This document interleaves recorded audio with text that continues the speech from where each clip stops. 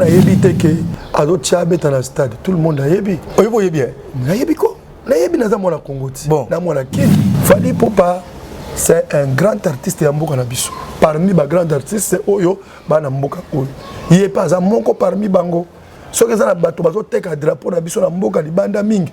Et ça parmi ba musiciens Oyo bazo teka pe drapeau na biso. Fally Ipupa pas na kati. Mais na ébi ka za aimé na mboka la ngai. D'ailleurs, que les Congolais sont mingi. Donc, ils n'ont pas c'était pas ça la pleine stade. Donc, on a encouragé ça pour essayer de courage à ça. Par exemple, na bala mwasi na ngai, mwanda mbope ya mbongo Fally eza na kati. Ya ngomoni na mona ngai frère na ngai. Ndeko na nga Fally, ngana osenga kaka. Fally Olanda. Atala ngai Fally, ya benga nga mutu na Nzambe. Ba respect na mutu na Nzambe. Respect na yo Fally. Oye Fally a mutema ya bomoto makasi. Oye Fally na mona muloko. Oye bien, ta musu ba frère na nga Christ mingu tu bakima ngai. Champion limisa ngai. Mutu mo azoluka yo bossa na featuring. Nani? Denis Lessi. Bana prophète na nga na osale featuring ya koteya. Afro pétage a épargné ngai. Abi biso ba chrétien to ko yemba na faux pétage te. Po afro pétage eza musique chrétienne te. Eza pe musique profane te. Mais eza musique gospel à mélanger on a sagesse. Bon. Donc ça veut dire asali lignée na ye. Ça veut dire eza ni ya ba chrétien ni ya ba moto mokili. Botuna kingai mingi pe bosenga kingai bino population congolaise et puis surtout na bande kwa diaspora et puis ginsa salukela biso l'ambassadeur José Nzita wana ndenge bozo benga yen na libanda mboka ambassadeur José Nzita. Pourquoi ambassadeur? Par rapport à yandenge à s'impliquer na ko participer na ko conscientiser ba peuple congolais ya ko soutenir FARDC pe ko kota likambo ya Congo yango bino na libanda mboka bozo benga ambassadeur José Nzita na kamwe ko kombo na sika oyo bopesier mais couleur radio c'est la sogipe et kokokisama selon ndenge bino bande kwa diaspora bomo bengi ambassadeur José Nzita. Champion on a benga gaé bonne santé. Merci beaucoup Peggy, ça santé nzamba zo sunga tant bien que mal. Kola zo sala biso grâce to la muka. Oyebi biso to bato yo to loka ba dessin animé. To simba na boko nzambe. Atomonga na kwa ipa ko proclamer na liwate pour appeler ça nga bomoy. Ça la soutien na ngai. Donc je crois que ko vivre na biso na mokilo yo et mso comme ça bato mususu. Toza ata musu pe to lia na biso biloko balia ka bomaka. Ta musu pe ba pesa nga na lia me ba moninga na okufate. Ozomona. Donc je crois que toza na soutien na biso Marc 16 zoloba. Marc 16 18. Ata bokomela ba breuvage mortel. Beaucoup fate biso. Donc mboko yo ela mboka na biso. To kufa mukolo nkola lobi ke esili. Mais le boko wa mutu ekosala biso mabete. Parce que to simba mina oya le kinguya makasi koleka. Voilà la opisa bandeko continuer à nous soutenir toza wana pona mboka na biso. Lokola nkolo asali biso ba sentinelle na mboka biso to koloba oyo nyonso to komona. To ko toucher ba personnalité te. To finga batu te. To ko pesa batu to ko chrétien batu te. Mais to loba makambo eza po mboka sala nini e bonga. Ko zongi sa conscience na ya ba konzi. Na ya ba o bazokamba. Na ya ba soldat. Na ya tout le monde ayeba ke Congo eza propriété ya mututé. Eza pona bisonios. Voilà. Nous avons un concept changé Mikolo champion par rapport à style, par rapport à programme, par rapport à cahier des charges, par rapport à pensée na idéologie na yo. Au kimi mouké vraiment qui professionnalisme na yo, il y a qui musicien chrétien mais au tchèque qui christianisme na l'état. Non mais Dieu travaille avec le temps, Peggy. Tant on a yemba ta mususu kolo a déclenché que nous pensons au thé. La Bible dit qui dira qu'une chose arrive sans que Dieu ordonne. Bon. Ça veut dire même ma pensée na biso. Bible c'est lui qui produit à nous les vouloir et les faire.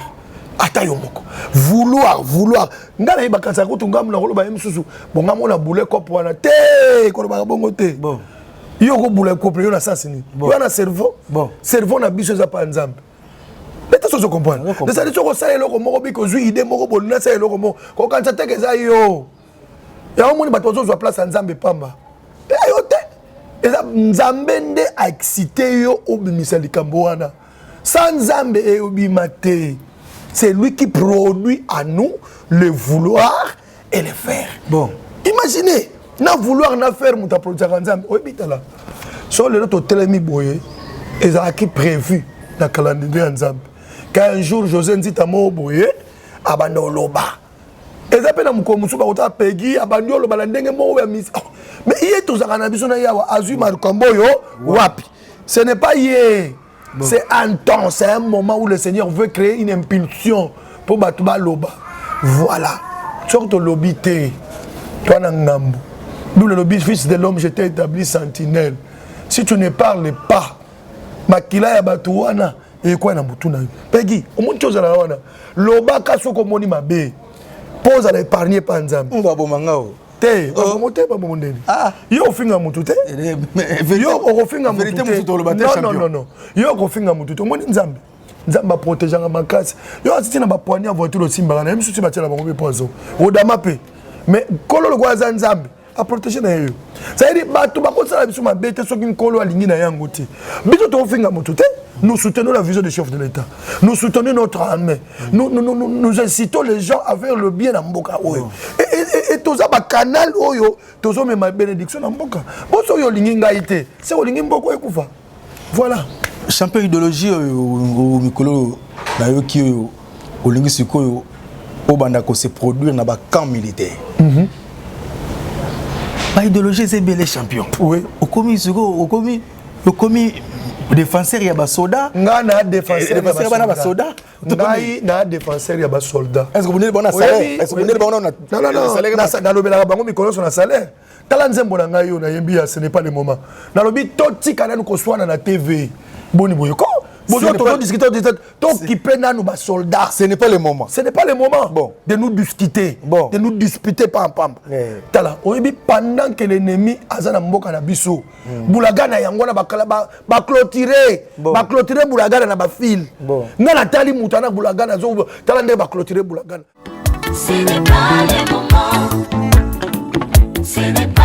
moment de nous disputer, ce n'est pas le moment. Ba commissaire ko lupango bon et ce ko bimi na Rwanda bon ata yo moko bulagana ba clôturer ate pegina ki mutema passe bon clôturer mboka na biso na kata mbona to bon clôturer ba tie ba fil balbere bino champion ba et na ki ngomba be makasi champion mais on va penser on va zonga makamuno ya musique chrétienne te na za chrétien ya tika politique te oza politique te o politique makamuno ko sala ko politique te au moins problème nini batinde ba obanga politique ba politicien tikela ngo ba politicien biso toza ba sentinelle mabelo eza ya nzambe Congo eza ya nzambe ngala za congolais na kotika te mabelo ya nga mboka mutazo zwango yo na vandinier non faut na rappeler ba konzi boya koto yo et yindi naza politicien naza le son qui crie la trompette de la dernière ère. Gardien des temples. Ce n'est pas le moment, papa. Ce n'est pas le moment. Problème, ce n'est pas le moment. Ce n'est pas le moment de nous disputer. Bon. Ce n'est pas le moment de nous entretuer pendant que l'ennemi est dans notre terre. Bon. Ah! Ya biso tozo bunda to ku fana ku bundawa entre ta kuna bande ko baso ndenge ba clôturer wana oyebi ndenge ba oyibela. Est-ce qu'on peut des solutions on peut ce n'est pas le moment. Ce n'est pas le moment sur quoi ezali kamboni. To négliger ba défaut, to encourager ba qualité. Ça veut dire bato banga otala kama be. Si quelqu'un a fait un défaut et quelqu'un a bongoli mutema, pour ni kozonga kana défaut muto akala. Ce que c'est important, c'est que bien sûr, bon corriger mais yende awa na parti yo yende muto akolo ba po simba. Mais pourquoi ko zo muto ayebo lo ba place wana te poya?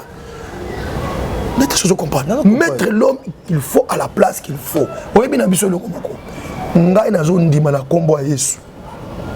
que mboko lokola to dédié yango pa na Nzambe pegi mboko ya Nzambe et ngai na mwana Nzambe na munoko na Nzambe te message on a obimiso oyo ata babeta kara ba oyoka bon et puis ils ont accompagné na esprit en Nzambe na kati parce que naza ata na intention à mabete bon je parle pour mon pays, j'excite mon peuple à Rotelema, j'excite Dani Bakondiambo Kanangai, levons-nous et bâtissons. Oui, Néhémie a travaillé par roi. Bon. Il était très calme là-bas, il mangeait très bien. Mais tant qu'on a vu ça, que miraille à Jérusalem est quoi? Néhémie a action à Kimate Peggy. Bon. Néhémie a combien de longuement roi a constaté mais pourquoi tu as combien de longuement boye Abi Papa Tika. Kuna pas na biso miraille à Jérusalem mais ça nini et quoi est-ce qu'on a ni Néhémie oh mais c'est pas ça Nzambe ba Néhémie biso so ba Néhémie ba Lucas champion aussi ça ko moko ngana Néhémie président Tshisekedi za Néhémie bon ayaki awa lobito tonga na Nzambe ça veut dire mutu nyoso akotaka Nzambe na faire à Néhémie parce que si Dieu ne bâtit la maison toi qui le bâtis tu bâtis en vain. Trop fatigué. Trop fatigué. Trop fatigué. Non, non. Au Monibino. T'es bisoté, babatou. Oza trop fatigué. Donc, oza olingi fatigué trop. Linga mboko kolega fatigué, mais oza trop fatigué. Ah, bon, on dit mon ayembi ya faire des. Oui, mais ceux qui l'ont bien, mais yo réseau yo côté sous fatigué. Na bien. Nzembo na yembi ya mboka oyo. Est-ce que na yembi fatigué kuna te? Na yembi batu. N'a interpellé la communauté internationale. Il y a de cela des décennies à Wabiso Tozo Koufa. Bon. Bino Vandinier. Est-ce que bon mon a communauté internationale? Bon. Oh, bon Boyko. Des décennies, plus de 20 ans, Batba Koufa Kaka. Bon. Que la guerre, que les tueries, que ni na est à Tayomoko. Suko, tu perds combien de soldats? Tu perds combien de généraux? Tu perds combien de soldats? Mosco concept on va beta ba conseil na ba kan wana ezana idéologie ni siko le quoi toujours le guerre et que aussi là mais il y a quelques soldats baza ba blessés na mo makabebele belé zali bazo zanga ta makila na yebisa ki congolais boy biso makila na biso za makila on polo apamboli to kozwa makila na biso to kopesa ba soldats baza na guerre et mon ba soldats ba bunda wana soko akoya zoki makila ezotanga a perdre makila ngana zu oya ngai na prière nabi seigneur makilo soko ekota soda wana comme ça soda wana makasi koloka fois 3 oyibi bolingo yo congolais akopesa la makila ekomema renforcement makasi ya spiritualité na oyebiso ekomema renforcement makasi ya spiritualité pas soda moko aza na guerre ça veut dire makila tala tosangani na ba petit mo ba benga bango le jumeau fort du Congo bango banza ba jumeau bango nyos ba ensemble ba jumeau donc ngai sikoyo José Nzita na population congolaise tokotia na chaque camp tondobe tango ça programme déjà tracé na ose comme Nzambe merci beaucoup na notre chef MZ sortant mon général Mbala merci pour pouvoir que déjà une bonne idée et sikoyo lokola ya bimi ah, on appelle ça sous motte dans mon général entrant le pasteur Christian Chiwewe. Mon pasteur Christian Chiwewe, merci beaucoup. Mon général, il y a caporal, caporal, mais tout ça va sonner là. Donc, on a dit que il y a des communautés qui ont signature. Pour déjà, général Mbala a provoqué. Tabassa remise et reprise. Il y a Vanda, donc il a signé un temps. Si on a fait la signature, et si tu démarrer ma camp. C'est comme Makila et ça va nous. Makila ça la mamboui. Vous associez à un médecin quand même. Oui. Toza arrêté na bopito a minene ya mboko ya banque de sang. Oui. To solak na bango déjà baza pré baozer là. To travailler na commission ya santé ya ba soldats. Ah OK. Vous comprenez? OK.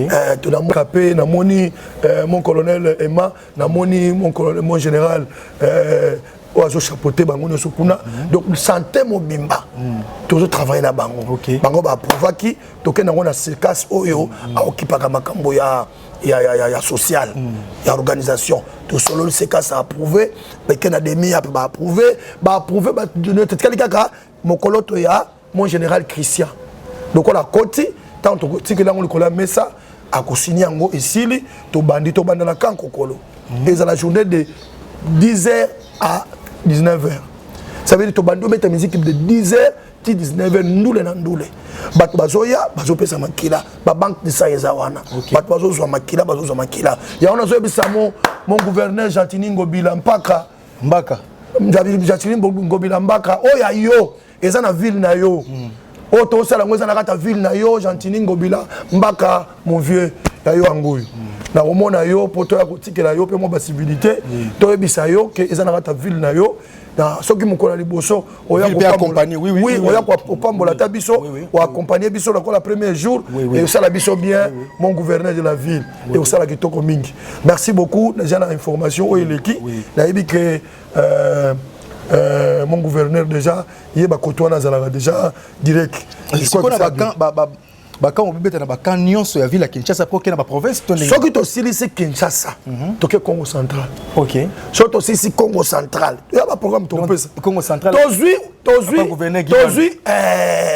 et pas mon gouverneur Gibandu pe yambi mon gouverneur Gibandu papa na ngai doya papa Gi tozala wana na Grâce Bilolo vice-gouverneur Grâce Bilolo bino nde boko encadrer biso na stade wana pour ça la stade ya Damar place wana de vendre na stade ya Damar est-ce que tu récolter makila tozui makila ya Congo central nyonso place wana après ko silisa wana tomati Lubumbashi bon comprendre to congolais ti to koma na Goma mais so championnat nyonso na projet kitoko muneno est-ce que mbongo ezali mais aux un orchestre aux une organisation aux une équipe mobimba est-ce que tu n'as boyi maman sala boye et handicapé musala na yo ya ki musicien et handicapé famille et handicapé maramutu est-ce que non ba menoir bazati pona ko chayo poa to nzambe kaka menoir eza na bon nzambe nzambe kaka menoir liboso nzambe ya mibale menoir musu ali kana tangi mokonzi mboka na ngai le président Félix Antoine Tshisekedi Tshilombo eka osuka boy yo na fati yo lingala tanga kombote bite na bien yo za mtaide pesa tena mtaide pesa ata balinga fati bo yo linga fati banano no position weti oza José Zita Marie Paul na yo oye pana linga fati mingi pose ra mto position non na linga fati mingi poani a changer moi ba donner belé ça veut dire net ngai a changer ni net ngai te ya mwana nzambe papa zongala nungala biso ko facha changer ni na makambo nani ya mwana nzambe nani c'est mon frère dans le Seigneur na yebi église na ye na yebi pasteur na ye ya lo kana ti pasteur Jean Bourouya Bazali a comme président de la République ngana ko soutenir là to que ne pas tozonge pas il faut la soutenir papa Jacques Paul aza d'abord mon frère dans le Seigneur Bible le biso ko ngosa malamu te yo kana te bino je parle chez mais na landa ki discours na ya lobaki non mais discours esa ngelengi ozomon esa ngelengi atangi ma verset biblique par lobby que écosila il faut cela c'est-à-dire nous avons la force na mouton yo apambola biso la Bible dit nous pouvons tout par celui qui nous fortifie yokola atiaki elike pa na Yesu ngai eloko na koma penya ko tindika ye eza poye apesa avali ya Yesu akamba mboka mutu andengwana oya lobi nzambe kamba mboka siko bino bongo sundola yende nini po alakisi bino ke boya bo social ya social ezo ya malemba lembeti wana nteba banini otala nanu mama mo na tala ki azo tala alobi nzamba pambola papa Fachi tala ndiye nani na kombo na ngoni na émission moko to funda bino patata na radio ya son excellence Guy Luando on a zo saluer na moni papa bienvenue merci beaucoup papa bienvenue Bobanza nzamba pambola yo bosani mama so ba Gilondo bosani molonga oui mère merci beaucoup mama ya ba orphelin mama ya orphelin mama ya bana bitike mama na ngai mama Widal na oke malembe mama Deborah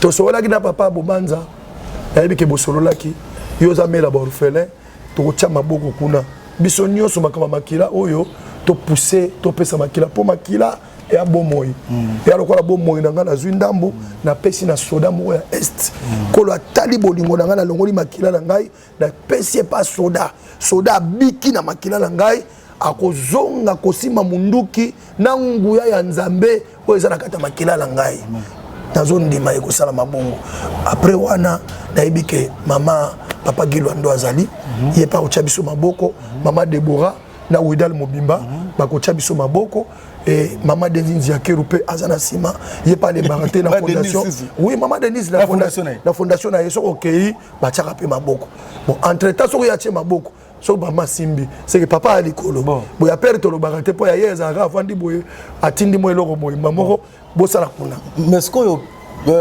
ba fondation ba structure rebelle o elingi et accompagner yo parce qu'on dirait akamango olinga kolobela ngo troté mais il y a des gens aussi oyo bako participer na la fondation na bango basibel na bango ba accompagner vision na yo mususu abino pa José yo bi makila mais biso oka makila te biso na mwa loso biso na mwa mbongo non le problème est ani to sala ngo série par série to lingi d'abord série ya makila série ya makila ata mutaye na mbongo ya te biso nde bakwa soki tokoza ya biloko kosenga mbongo ti to na bato oyo to kopesa ba numéro na biso ba contacter biso to yeba ba besoin nini to zala ngo voilà entre autres ko louer matériel pendant ba circuit zambongo ebele ko futa ba musicien ba ko beta pona ozanga moko te na ko bengisa bande ko na ngai ba ko ya ta musumu ko mususu le toujours appelé Patrice le but ta mususu na bengi mama lo mbongo ko no ko ça mususu te bangon ba ko ya ko beta ya yo ba beka ngo te ko ba non te tout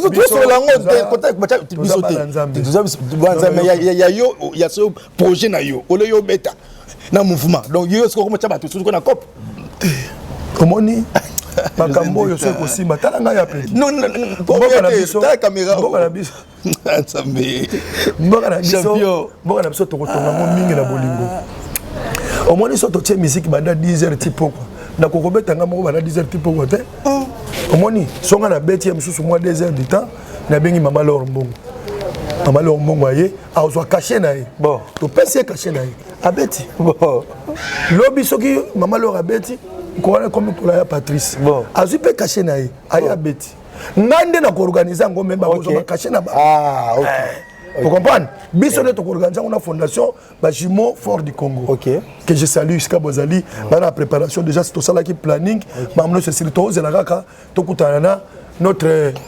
général entrant le pasteur Christian Chiwewe le général Christian Chiwewe merci beaucoup Roya wana tout le monde peut passer la solo c'est un pasteur soit oteya ondimate et le salingel nengi makasi a oteya makambo nzambe le jour là j'ai suivi sa prédication à l'église il prêchait sur l'amour du pays et l'amour du prochain Nathalie mais au général au ta diacre omoni mboka na biso et senga batu pe ndengo donc chef de l'état sali choix malamu nazo yebisa yo général Christian Chiwewe un pasteur na munduki ça veut dire yazo bunda na ba principe ya bible ndenge David aza kita pena na vocal wala bunda na ba principe biblique ça veut dire ndenge David aza kita pena kavato kende to sali jeune 3 jours pour to kota guerre ando yebisa ba soda pena bonne to kota na jeune ba koti na 3 jours ba sili ici ba dame et sili nzamba yoki bango abito kitala terre est-ce que ba loge ba osuka ndeni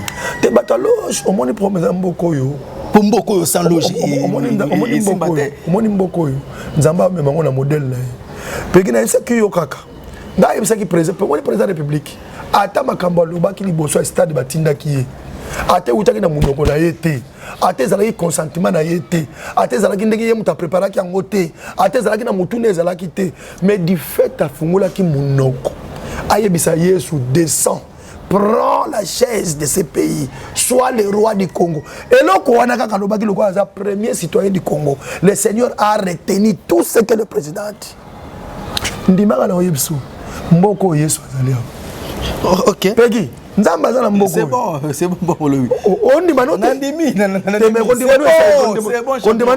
c'est bon champion.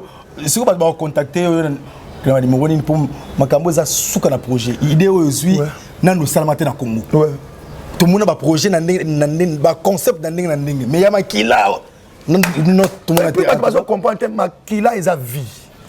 Nous voulons nous peuple congolais entrer dans l'armée par notre sang. Amen. Bon, t'as été sur ma comprendre une vision. C'est-à-dire que les soldats vont bunda sous bango moté. Les soldats vont bunda la population. Voilà. C'est-à-dire que quand on a makila na biso kuna, c'est notre vie que nous donnons à ces soldats-là. Les soldats wana ba komina bomo na biso. Quand nous allons fléchir les genoux tant au bonde là. Nguya ya makila na biso na makati na biso. Ils ont agir na ba soldats wana. Tant aussi mamunduki abunda ye mon côté, abunda na population na ye. Ba contacter nini numéro d'un contact bako zwango oui 081 686 72 et 52 081 686 72 52 appel WhatsApp oko tindela un message oko sala nga texto WhatsApp na yamba nga moko pour makambo iza mama na yamba nga moko sonner makasi papa Peggy oyela solo ko mo solo mbo na biso elo ezangi bolingo ka bolingo so batu nyonso bakoti na idéologie ya ko soutenir mboka pour kende liboso ba bosani nanu ba défaut batali ba qualité ya moko na moko. Nous avons des qualités dans ce pays. Chacun a ses défauts, mais nous avons des qualités. Ce que ba qualité ba tu ba bosana ngondeni. So ça là ikata mo défaut moko mokie. Ba bosani ba qualité na yo eza 90%. Ba landi défaut ya 10%. Ma be mboko yango. Oh, la qualité à 90% et ko bikisa mboka na 2 minutes. Nous avons des gens intelligents au Bakofo n'a pas président Boy. Bah il c'est que non président poto longa faut Boy. Bazana mboko. Netina. Bah belé. Pour battre le finir sa président. On va conseiller président. On va conseiller net banani. Na mboko nous avons déjà net banani. Bali. Cité Bigal Mtemba. Tenga na otanga te. On va essayer comment ça va partir. Champion. Bah intelligent, bazali. Et Dieu ne va pas laisser. Amen. Dieu ne va pas laisser comme ça Karaboto kende bombulu. Nzamba ko susciter batamayele na mboko. Mais est-ce que na côté na politique té pour na yo Fatih Fois sous deuxième mandat. Bon, ngande nazo monela. Nazo linga pena ko pesa ba pronostic na la télévision pena na muté. Mais ngana o bondela nzambe. On sait na nzambe. Tunanga na biso. Si Dieu ne m'a pas encore dit, bon, je ne serai pas pressé ya koloba. Parce que si on a lobby, tant monsieur Simbita va bien un faux prophète. Bon, nala c'est la plus nzamba convaincre ngai. Après ça nga sagesse moko ya makasi. Yemo ko nzamba yebisa ngai, soki ko simba to ko simbate. Mais moi le col à frère dans le Seigneur, j'ai pris pour lui. Qu'au bon de l'anga la bonne rapport naie, les apôtres Nzambe à maintenir rien à pouvoir. Ça c'est ma prière.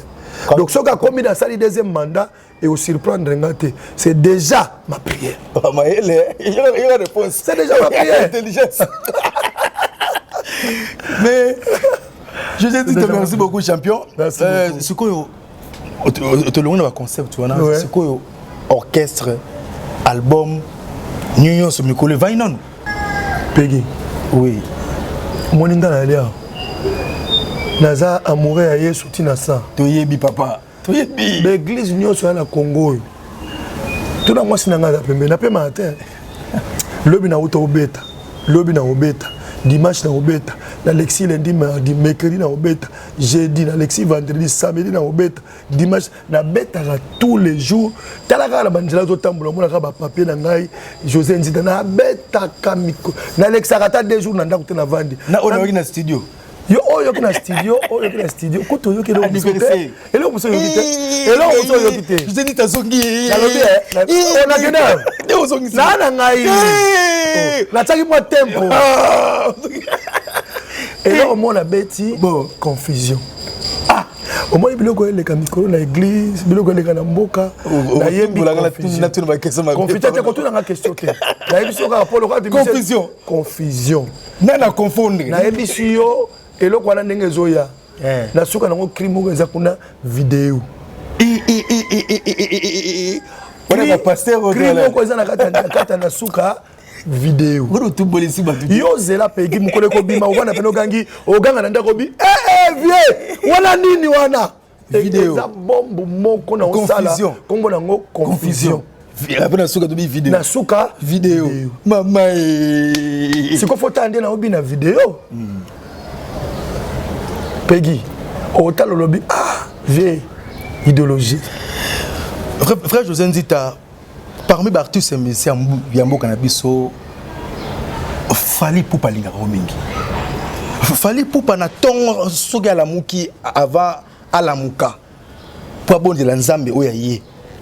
Achaka, le Yembo, Nzambe acha na kati na inspiration assemble la bonne la na ba texte pe banzembo ya Nzambe à travers José Nzita oyoka yango kukudu déjà essayé à répéter ça na ba film lelo fallait pour beta na stade des martyrs le 29 oyo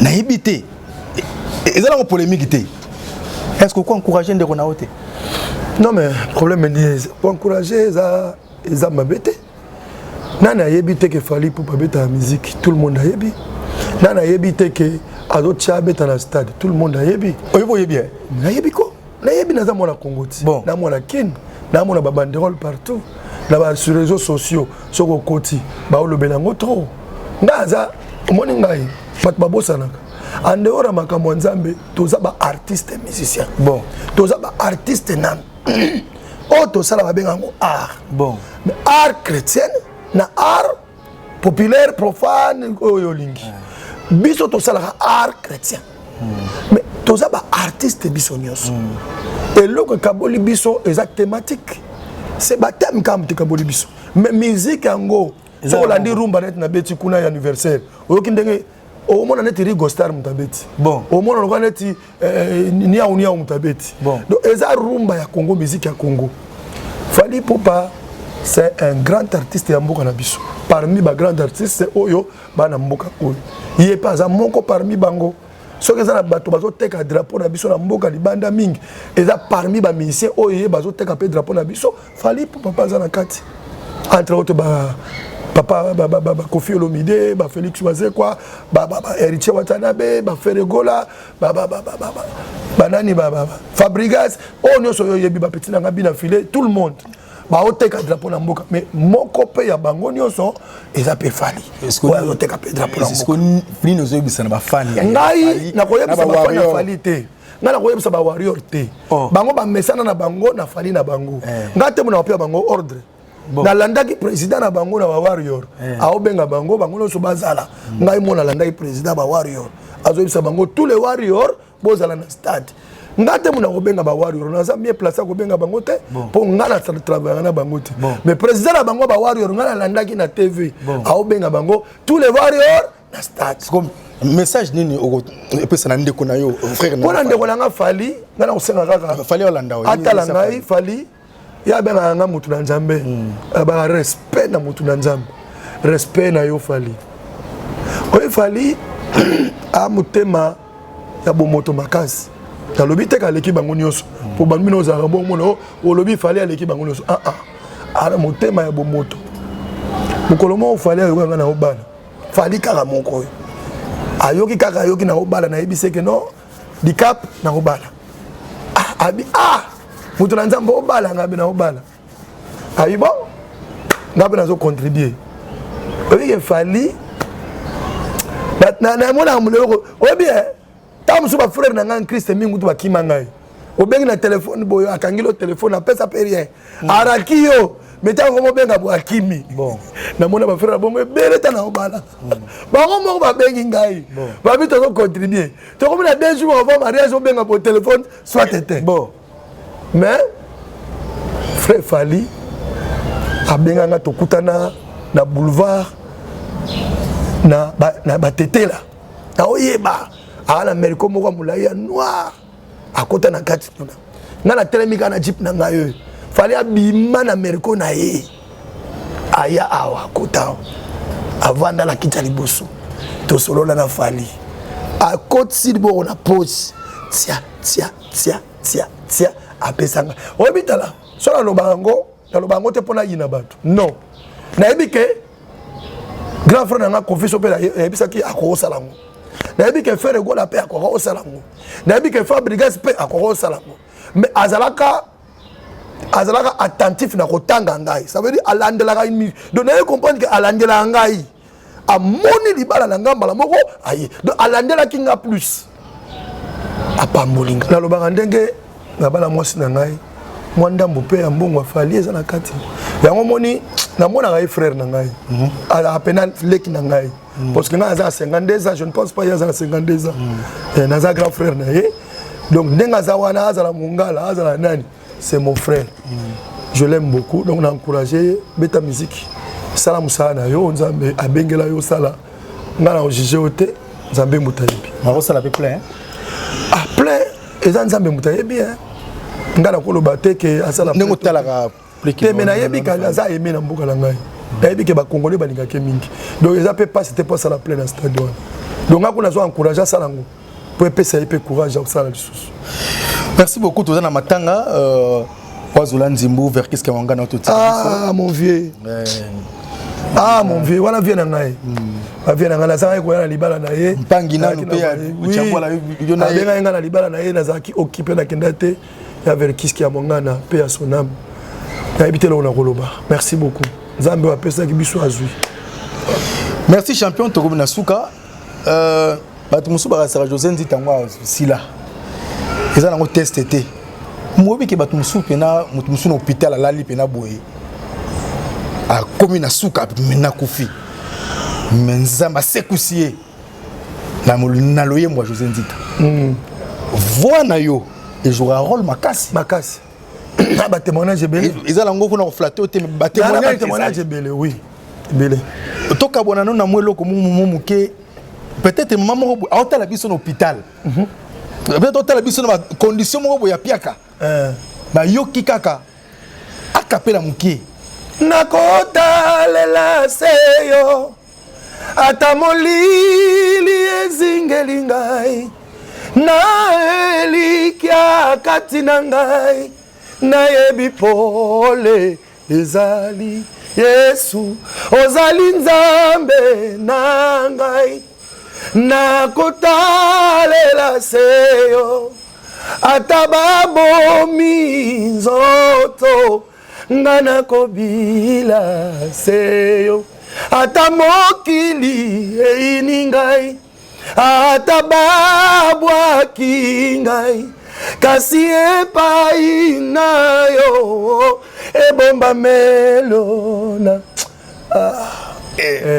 na memi bamapasa na ngai nyakeru na Chilombo toketala bango. On m'a appelé la peine à l'OM Bonayo. Parmi les textes, ça là, et c'est pour les sarapés. On est connu yaya na oji la lengete. J'ai la lengete. IGF. Makila ma tete IGF. On a vu na ma tete ya banga moyo, vu na ya oni britannique. Oh, j'ai la lengete. Oh. On a vu na biso ma tete. Oh. Na tangi na nazali na lokoro na tomba na lokoro biso to tangi na lokoro na ngili ma lokoro biso c'est ba voisin. Merci vient na Ngajila Lingeti mwana mateta solo mon vieux oni britannique tozana yo elongo ngai na sepeli pour nzamba pesi yo loko wana et nazo encourager yo vieux nazo ndima que ti état de état de droit ko vendre na ba compagnie tout ti respect ya congolais ko zonga ti moyibi ekosila po liboso na yo soki alingeta telemi keba IGF faso ya pona aya kokanga ba miyibi baini effort baina ete oyebi mutu nyonso oyo asalaka ke ordre zonga baina ke kaka pour les gens aiment les désordres oyebi Yesu akotaki na kata temple akutu bato baoteka na temple ya Nzambe Yesu azwa fimbu balingeti baloko bajana ba Yesu ti oh azwi fimbu pena bozo tambola piu abete ba vendeur ya banani ya ba fimbu akekele azana kekele na maboko yo soza na société no monika ka elongi ya lingeti libosa ke ya société si bo no lenga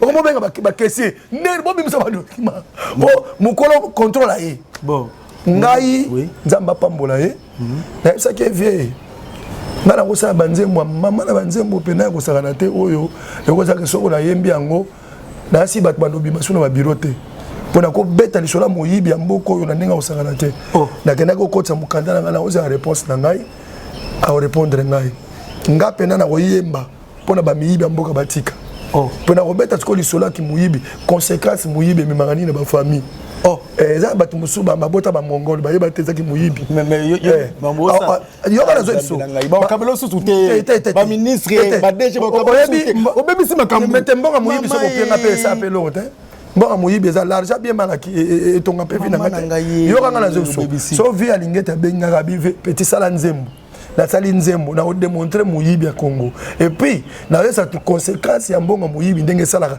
tango mama mona nginga sana zolela po boyibi mbongo na ye ya otambola makolo yo sombeli ba makango na yo 15 pale na Gombe yoka to ba congolais osombeli ba makango no 15 pale na Gombe osila ta mbongo yibi ya leta mama moko kuna na kimbanzeke aolala na ndako zo toboka mai azo totanga ye kolela mama wana e usala ke ato botela ba makango wana bana ono bimisa bana mitumi nene bakisimbi mususu mongol mususu bana moko boye fo ezotanga po anini wana sozali conséquence ya vol ngaso na yembi boko seka do bana bata ko seka ba ko seka nzembo ngo bata ko ya ko zo conseil ba ko zo pona ko beta pena di solo et puis na démontrer na o ko ka passe pour yiba mbonga Congo parce ko yibi o mona kana to bota mwana ndengwana après José Ndidita na za prena sala ngo DG ba ministre ba ko yina yo mamozalo ba tu kana so mo ba DG ba milité mutu tout on va soutenir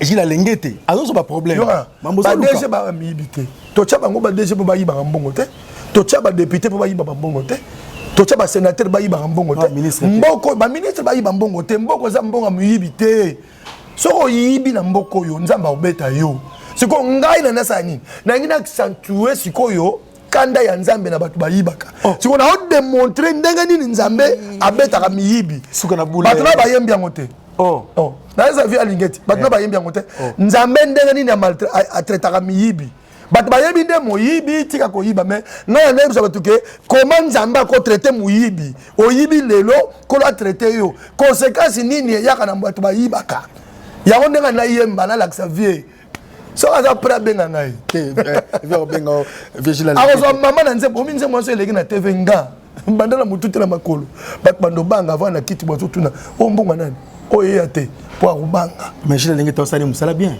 c'est un bon oyebi ke banda lelo on a landaki témoignage na ye ndenge azo témoigner ntango akutaki CNCS kaka ya Gombo bazalaka na budget so ya 35 millions mais lelo yo bakomi na 450 ou 500 millions de dollars na espace kaka oyo Gilles Alengete akomi na IGF de 180 soit de 135 milliards à 450 millions mais 450 millions 250 millions à 450. Babaxi combien d'abord na minute quoi ya sali contrôle kaka ndinga landeli contrôle concomitant. Nazo yebisa yo ngai mona tali ndinga zo féliciter DG mon DG à CNCS vieux Simon Fouti Kiaku. Bon. Voilà mutu na biso. Vieux Simon Fouti Kiaku.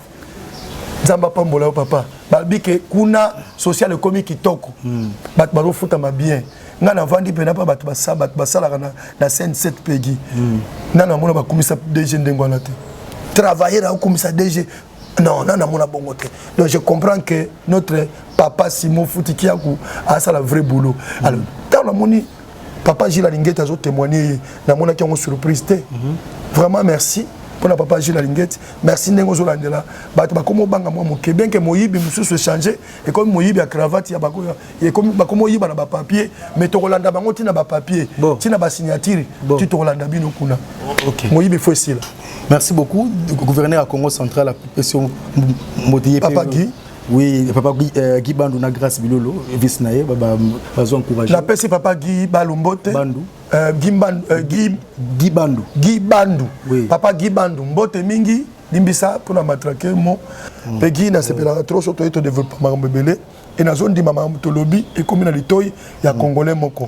loin de nous ko critiquer batu loin de nous ko massacrer batu mais tozolo ba pour l'amour ya Congo soki olingi ozana bolingo ya Congo oko sepela na ngai mais soko linga Congo te o une émission yo po yo olinga Congo te mais champion limbisa ngai mutumo azoluka yo bossa ne featuring non Denis Lessi bana prophète nangana osale featuring ya koteya soki alingi abenga ngana église comme ça atie nani thème ngape na ye to développer thème wana po a coacher ngai po ye ate ya ka kitoko na yebi ka ko coacher nga bien afro pétage a épargné ngai a biso ba chrétien to ko yemba na afro pétage te po afro pétage eza musique chrétienne te eza pe musique profane te mais eza musique gospel amélangeant on a sagesse. Bon. Donc ça veut dire asali lignée na ye. Ça veut dire eza ni ya ba chrétien ni ya ba moto mokili. Asali ngo ya ye. Siko eloko wana asali faut avoir to kota na photo checker ngo bien. Nzambela kai. Champion. Là Yemo ko alobaki. Yi alobi musique à faux pétage, eza musique chrétienne té. Il y a une musique profane, il y a une musique gospel, à sangisi na sagesse. C'est bon. Et ça, malobana yo tente ngwana tem vulusi. Yangola gospel à sangisi na sagesse. Tu connais quoi la bien cette musique chrétienne té? Ah, dans ce cas va épargner yangola. Attends, Bobina kendo yemba, moi na yemba pe. Et ça te pose la musique chrétienne té. Merci beaucoup. Voilà. Zakaï Baba s'appelle Sombote. Ah, viens. Viens na ngai, voilà viens na ngai pire viens. Zakala trop viens.